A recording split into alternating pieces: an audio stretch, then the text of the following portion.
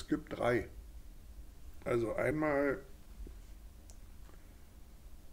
wie ich an der Grenze Ostpreußen-Damm in Lichterfelde Süd stehe und sehe, wie da die DDR-Grenzer mit so Bauchläden stehen und den fließenden Verkehr einfach abstempeln, die Visa verteilen und den in die Hände drücken. Das hat mich erinnert an fast gleiche Bilder an der deutsch-österreichischen Grenze in den 60er Jahren, als wir da in Urlaub gefahren sind. Da standen, und die Österreicher auch, die Uniformen fand ich auch so ähnlich, standen da mit Bauchläden und haben die Einreisepapiere kontrolliert und so.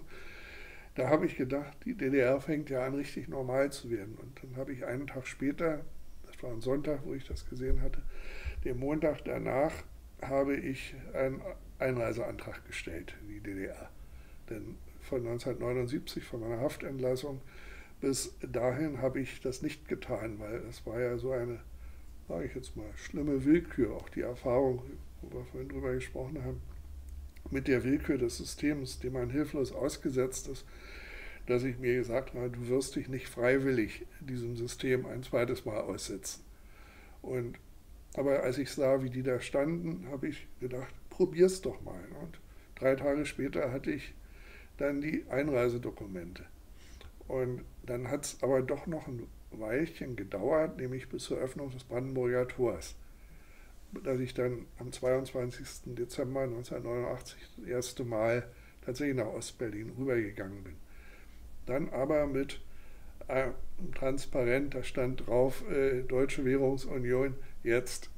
Und ich bin noch nie vorher oder nachher jemals für eine politische Parole so bejubelt worden wie an dem Tag. Das ist ein prägendes Erlebnis.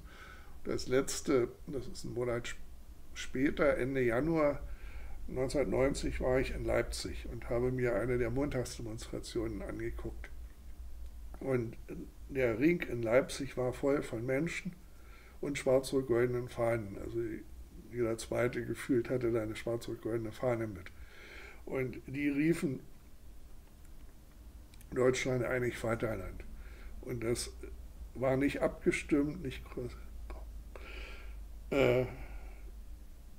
ja, also nicht so orchestriert, sondern die gingen ineinander über, die Rufe. Und dann hörte man eigentlich nur noch Deutschland, so ein Einspruch Deutschland.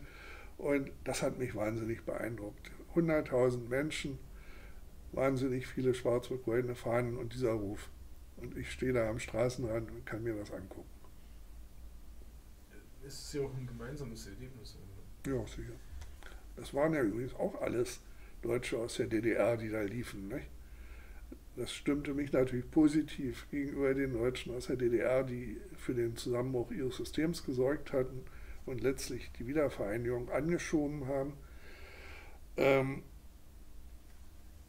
das hat aber auch bei denen, die vielleicht bis dahin noch Anhänger des alten Systems waren, Denkprozesse ausgelöst, dass eben diese Massen kamen und doch was ganz anderes wollten, als sie vorher artikulieren konnten in der DDR. Das hat mir auch eine Kollegin mal gesagt. Wir haben die Leute alle für Verräter gehalten, aber es war die Mehrheit der Bevölkerung. Das haben wir auch sehen müssen.